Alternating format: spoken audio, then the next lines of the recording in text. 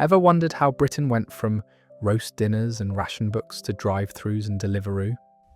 Back then, no one counted calories or hit the gym, yet people stayed slim without even trying. Fast forward to today, and we're one of the heaviest nations in Europe, living on convenience and comfort. So what changed? Let's look at how modern Britain got bigger and what life used to be like before the fat crept in. Modern life in Britain is exhausting. Long work hours, financial pressures, and constant digital noise have left many of us stressed and drained. When comfort feels out of reach, food often becomes the easiest way to feel better, a temporary fix that fills more than just the stomach. In the past, stress existed, but it didn't consume daily life the way it does today. People had tighter-knit communities, family dinners were routine, and problems were shared face-to-face, not bottled up. That sense of belonging gave emotional balance, something a packet of crisps can't replace. Now the habit of eating our feelings has become second nature. Late-night snacks after a rough day or sugary treats to get through work have quietly added up. Britain didn't just gain weight through diet, it gained it through loneliness, fatigue, and the fast pace of modern living that never seems to pause. Once upon a time, every British household had a cook, not by title, but by habit. Recipes were passed down, and even the simplest home meals had care behind them. Today, convenience has replaced competence, and many young adults grow up without learning how to cook beyond reheating something in a microwave. This shift didn't happen overnight. The rise of ready meals, takeaways, and 5-minute recipes slowly eroded traditional kitchen skills. Cooking went from being a life skill to an occasional hobby, often seen as optional rather than essential. The result is a generation that depends on processed food because they simply don't know another way. Without the know-how to prepare wholesome meals, people reach for easy fixes. Supermarkets offer endless options, but none teach you how to peel a carrot or season a stew. Britain's kitchens used to be the heart of the home.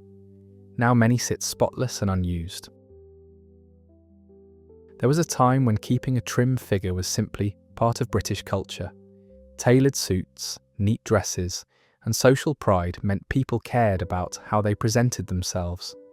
Today, that focus has softened, replaced by comfort clothing, flexible beauty standards, and a culture that values acceptance over restraint. While body positivity is a good thing, it's also created confusion between self-love and self-neglect.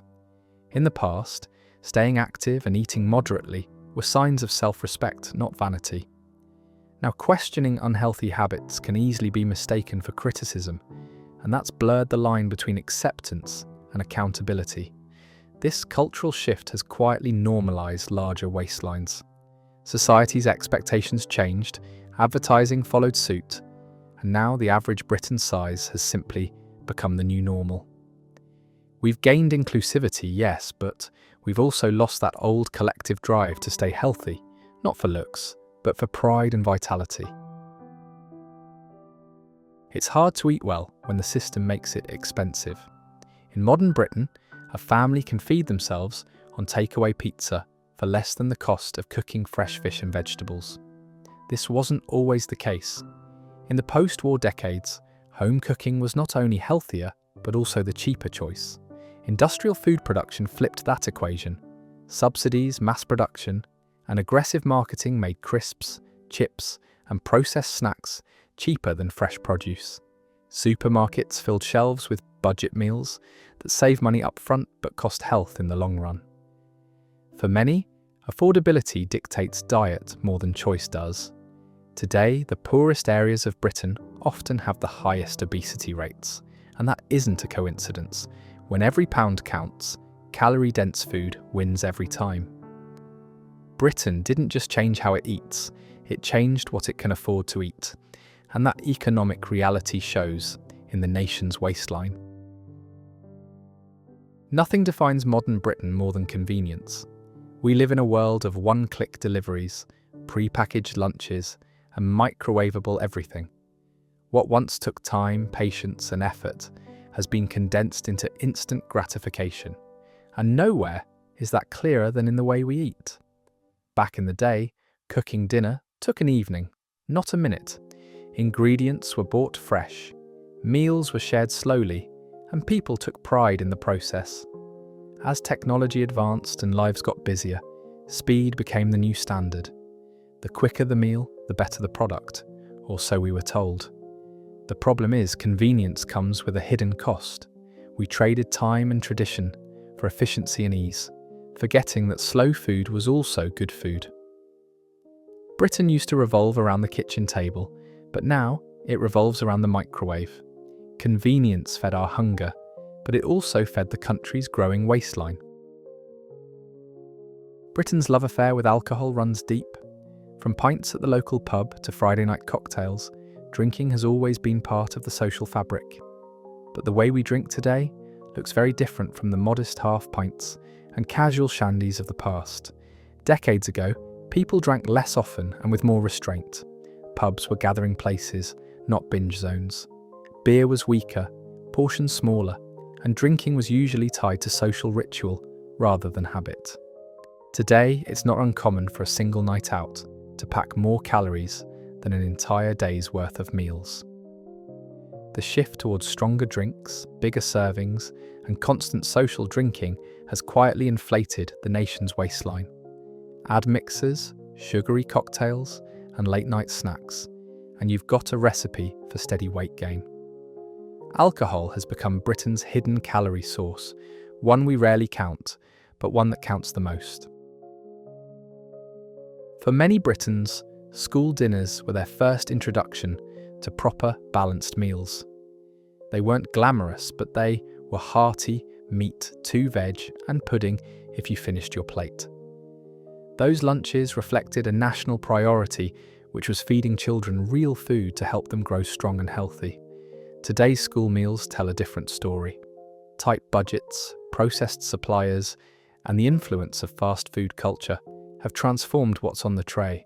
Instead of fresh vegetables and stews, kids now see chips, pizza, and sugary drinks as normal lunchtime fare. Convenience has crept into the cafeteria. This early exposure shapes lifelong habits. When children grow up equating lunch with junk, it sets the tone for adulthood. Britain's school dinners once represented care and nourishment, but now they often mirror the convenience-driven, calorie-heavy world outside the school gates.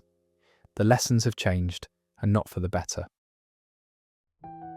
There was a time when children ran wild through parks, climbed trees and came home only when the streetlights flicked on. Playtime was physical, creative, and full of movement. Today, most of that energy is spent sitting in front of screens, gaming, scrolling, and streaming. Technology has changed how we entertain ourselves. Kids no longer need to leave the house to have fun, and adults aren't much different. A weekend once meant football in the park or a walk to the shops, but now it's just Netflix marathons and takeaway nights in. Movement has become optional. That drop in everyday activity is one of the clearest reasons Britain's growing heavier. Exercise used to be built into daily life, not scheduled or forced. By swapping open spaces for digital ones, we've lost the effortless exercise that used to keep everyone naturally fit, without ever calling it a workout. Sugar wasn't always everywhere. In the Britain of old, it was a treat, not a staple, rationed during the war, used sparingly in tea, and reserved for special puddings. People got their sweetness from fruit, not from the endless hidden sugars that fill modern diets. Today, sugar lurks in nearly everything we eat. From bread and sauces to healthy granola bars, it's slipped into foods that never needed it. This constant background sweetness dulls our sense of taste and drives cravings, keeping people hooked without even realizing it. That quiet shift has changed Britain's palate entirely. What used to be occasional indulgence is now a daily intake. The 1960s biscuit tin was a weekend treat which was rarely had. But these days, it's like it's become an absolute necessity in the office or during tea time. Somewhere along the way, sweetness stopped being special and started being standard, and that change has left its mark on our health. Not long ago, British households revolved around mealtimes. Breakfast, lunch, and dinner came at set hours, often shared with family or colleagues. Eating was structured, and you used to look forward to your next meal instead of grazing all day. That rhythm has disappeared. Work schedules, travel, and convenience foods have turned eating into a scattered, on-the-go activity. Crisps between meetings, chocolate bars at the desk, or late-night snacks in front of the telly, food has become background noise instead of a ritual. This constant nibbling keeps the body in a near-permanent state of digestion. Calories sneak in unnoticed, and the natural hunger cycle gets confused. In the past, people ate with intention and stopped when full, but these days we just eat because food is simply there. The British table used to bring people together. Now it's often replaced by a takeaway wrapper. Once upon a time, walking was simply part of daily life. Whether it was heading to the corner shop, the bus stop, or the workplace, people got around on foot without thinking twice. Cars were a luxury, not a necessity, and most towns were built for walking, not parking. Today, the car has become an extension of the British home. We drive everywhere, to work, to the gym, even for errands a few streets away. Public transport has declined in convenience, and with sprawling suburbs, walking has slipped out of habit entirely. This quiet cultural change has stripped thousands of daily steps from the average Briton's life. What used to be a brisk walk to the shops is now a short drive with a takeaway coffee in hand. Britain's waistline didn't expand overnight. It's more like it grew each time the car keys replaced the walking shoes. In the Britain of the past, work itself kept people fit. Factory hands, postmen, miners, and shop workers all spent their days moving, lifting, and standing. Even office jobs involved more walking, to the filing room, to the phone, to the corner shop for lunch. Now most of us sit. From office desks to delivery vans, modern jobs require minimal movement, and long commutes add even more hours of sitting still. Technology made work easier, but it also made it far more stationary. Even typing replaced handwriting, cutting down the little movements that used to add up. The difference is enormous. A day of manual labour could burn thousands of calories, while a day at a desk barely touches a few hundred. We used to earn our meals through physical effort, but these days it's like we earn them through screen time. The nation's shift from sweat to sitting has quietly reshaped its body. If you ever look at old photographs of British meals, one thing stands out: the plates look tiny. A slice of pie, a spoonful of mash, a few vegetables, and that was it. Food satisfied, but it didn't overflow the plate. Somewhere along the way, our idea of enough expanded dramatically. Supermarkets and restaurants started competing on value, not nutrition. More for your money became the new selling point, and suddenly every serving doubled in size. From oversized drinks to giant bags of crisps, Britain learned to equate fullness with satisfaction. The body, however, never caught up with that logic. We've trained ourselves to finish what's in front of us, even when it's twice what we need. Those extra bites add up, and over decades so does the weight. The portions grew, and so did we. Once upon a time, food came from somewhere nearby. Milk was delivered to the doorstep. Vegetables came from local markets, and meat was bought fresh from the butcher. Meals started as raw ingredients, not barcoded packages. Today's Britain eats out of boxes and wrappers. The rise of processed food has replaced freshness with convenience, packing every meal with salt, sugar, and additives. These foods are designed to last longer and taste stronger, but they leave the body less nourished and more addicted. This shift changed not only what we eat, but how we taste. Real food has been replaced by flavour, and meals that once nourished now simply fill. Britain's diet went from simple and fresh to engineered and instant, and that quiet transformation is one of the biggest reasons we're heavier than ever. There was a time when dinner meant coming home to the smell of something cooking. The kitchen was the heart of every British household, and nearly every meal was homemade. Eating out was a rare treat, reserved for birthdays or seaside holidays. Now, food arrives at the door faster than it cooks on the stove. Takeaways, ready meals, and fast food chains have replaced the family table. The ritual of chopping, stirring, and sharing has given way to screens and wrappers. Cooking has become optional, and the idea of homemade almost nostalgic. This change reshaped not just how we eat but how we live. Meals once brought people together, but now they're eaten alone in front of a screen. The loss of that simple, home-cooked routine is perhaps the clearest sign of how Britain's relationship with food and its body has completely changed. And that brings us to the end of our look at how Britain went from lean and lively to comfort-driven and calorie-filled.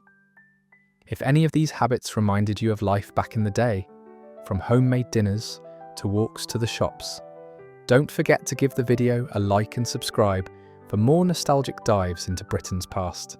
See you in the next one.